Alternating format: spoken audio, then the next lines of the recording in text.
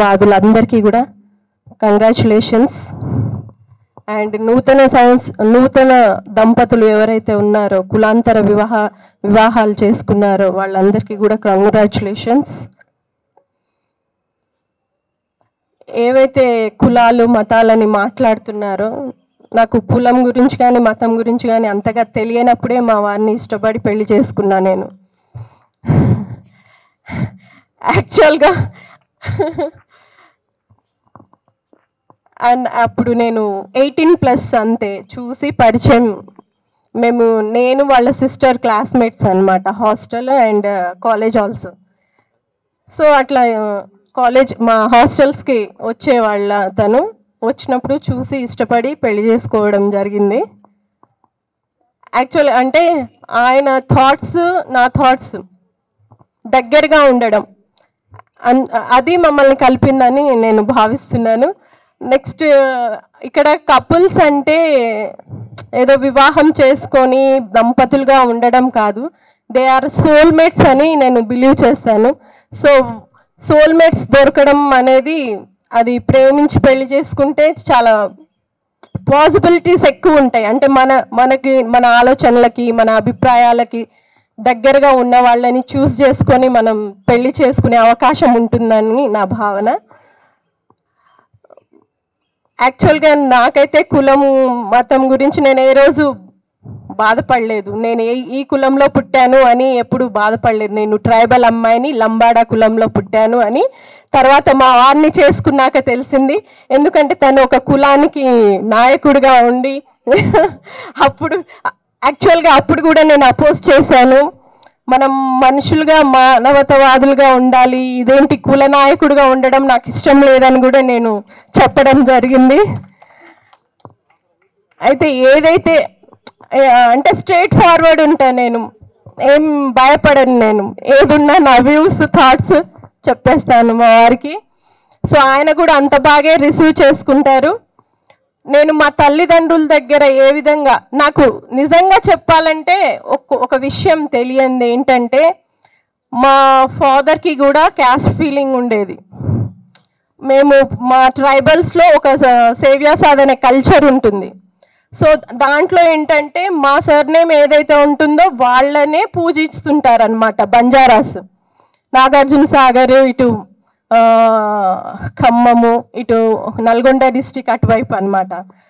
ఆ కులంలో అంటే అట్లాంటి ఫ్యామిలీలో నేను పుట్టానని కూడా నాకు తెలీదు. నేను ఇక్కడే డాడీ ఇక్కడే సెటిల్డ్, ఇక్కడే చదువుకున్నాను. సో లెక్చరర్స్ కానీ టీచర్స్ కానీ ఏ రోజు కూడా కులాలకి కానీ మతాలకు కానీ ప్రయారిటీ ఇవ్వరు ఏ టీచర్ అయినా. సో అంత బాగా ఇక్కడ టీచర్స్ ఎట్లా ప్రోత్సహించారో ఇక్కడ ఒక త్యాగం కూడా ఉంది. దీంట్లో త్యాగం చేసింది ఎవరంటే మా సిస్టర్, నా ఓన్ సిస్టర్ అనమాట. తను మామూలుగా బస్తీ, ఇక్కడ బోయ బస్తీ అని ఉంటుంది తుకారాం గేట్లో. ఎందుకు ఇది సందర్భం కాబట్టి తనని గుర్తు చేసుకోవాలి. ఈరోజు ఈ రకంగా ఈ స్థాయిలో నేను ఉన్నానంటే అది మా అక్క వల్లే అని నా భావన. సో తన వల్లే నేను ఈరోజు ఇంటర్ క్యాస్ట్ మ్యారేజ్ కానీ హయ్యర్ ఎడ్యుకేషన్ కానీ జాబ్ కానీ ప్రతిదీ కూడా తన యొక్క ఆలోచనలకు దగ్గరగా తన యొక్క అంబిషన్కి దగ్గరగా నేను పనిచేయడం జరిగింది. ఈరోజు నేను మాట్లాడుతున్నా అంటే తన భావనే నాతో మాట్లాడిస్తుంది. సో తను తెలియకుండానే ఒక అబ్బాయితో మాట్లాడడం 7th స్టాండర్డ్ మా అక్క అప్పుడు 94లో ఓ బీసీ అబ్బాయితో మాట్లాడడం చూసి ఫాదర్ ఏదో అపార్థం చేసుకొని తనని ఇష్టం లేని పెళ్ళి ఫిక్స్ చేసి 7th స్టాండర్డ్లోనే పెళ్లి చేశారు. సో చేశాక తనకి అసలు వాళ్ళ కుటుంబం ఏంటి, అబ్బాయి ఏంటి అని చూసి కూడా అంటే ఆవేశంలో పెళ్లి చేసేసారు. వాళ్ళ కుటుంబం గురించి కానీ వాళ్ళ ఫ్యామిలీ గురించి కానీ అంతగా తెలుసుకోకుండానే ఆయన టెంప్ట్ అయ్యి అంత ఈజీగా అక్క నిర్ణయం అభిప్రాయం తెలుసుకోకుండానే తనకి ఇష్టం లేని పెళ్లి చేశారు. సో ఆమె అనుకోకుండా ఫ్యామిలీ మొత్తం కూడా సూసైడ్ చేసుకుంది. ఆ తర్వాత నాకు తెలియకుండానే మా వారికి నేను పరిచయం కావడం ఇష్టపడడం జరిగింది. సో మా ఫాదర్ అప్పుడు ఇష్టపడి నేను మా డాడీ నన్ను ఎక్కడ అడ్డుకుంటారో, ఎక్కడ నన్ను కూడా ఇట్లా అక్కలాగా ఇష్టం లేని పెళ్ళి ఎక్కడ చేస్తారో అని నేను చిన్న అబద్ధం ఆడి ఇంటి నుంచి వెళ్ళిపోయాను. హాస్టల్కి వెళ్తున్నానని చెప్పేసి మా ఆయనను పెళ్లి చేసుకున్నాను. అంటే అంత భయం వేసింది. అంటే మా అక్క అట్లా చనిపోయింది కదా, నాకు కూడా అలాంటి పరిస్థితులు ఎదురవద్దని నేను ఈ పని చేయాల్సి వచ్చింది. సో అప్పుడు అంటే ఇందులో అక్క త్యాగం అనేది ఉంది. అంత ఈజీగా నేను కూడా పెళ్ళి ఏం చేసుకోలేదు. సో ట్రైబల్స్లోనే ఇట్లా ఉంది. సో ఇంకా మనం ఏవైతే హయ్యర్ క్యాస్ట్లు అనుకుంటున్నామో వాళ్ళల్లో ఎలా ఉంటుందో మనం కంపేర్ చేస్తే చాలా హైగానే ఉంటుంది.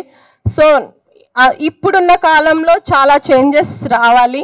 సో ఎవరైనా కూడా ప్రాక్టికల్గా ఆలోచించడం అనేది చేయాలి. మనం ఒక బస్సు ఎక్కుతాము, బస్సులో కులాలు చూస్తారా, మతాలు చూస్తారా? ఎక్కొద్దు నువ్వు అని అనగలుగుతారా ఎవరైనా? హాస్పిటల్కి వెళ్తాము, నువ్వు ఈ కులం కాబట్టి నీకు ట్రీట్మెంట్ ఇవ్వము అని ఎవరైనా అంటారా? అనరు కదా. డబ్బులు మీరు మనీ ఇస్తే ట్రీట్మెంట్ చేయడానికి ఏ కులస్తుడైనా రెడీ, అవునా? అదేవిధంగా ఎక్కడైనా అడ్వకేట్స్ కానీ any profession you can see it is happened. So what is the practicality? We should think and move, no? So ఎందుకు why we are not encouraging discrimination means we are encouraging caste system. So why don't you think practicality? మనం వాస్తవాల్లోకి వచ్చి ఎందుకు బతకట్లేదు? ఇది ఆలోచించాల్సిన విషయము. ఇలా ఆలోచిస్తే ఎవరు కూడా కులాలను కానీ మతాలను కానీ పెద్దగా పట్టించుకోరని నా నమ్మకము. సో నేను స్కూల్లో కూడా ఇలాగే మాట్లాడుతాను, మా పిల్లలకి ఇలాగే చెప్తాను. సో నా వంతు సర్వీస్ నేను చేస్తున్నాను. So thank you. ఇక్కడికి వచ్చిన అందరికీ, ఎవరైతే కొత్తగా కులాంతర వివాహాలు చేసుకున్నారో వాళ్ళందరికీ once more congratulations. Thank you so much. ఇదే మేడం మేము కోరుకుంది.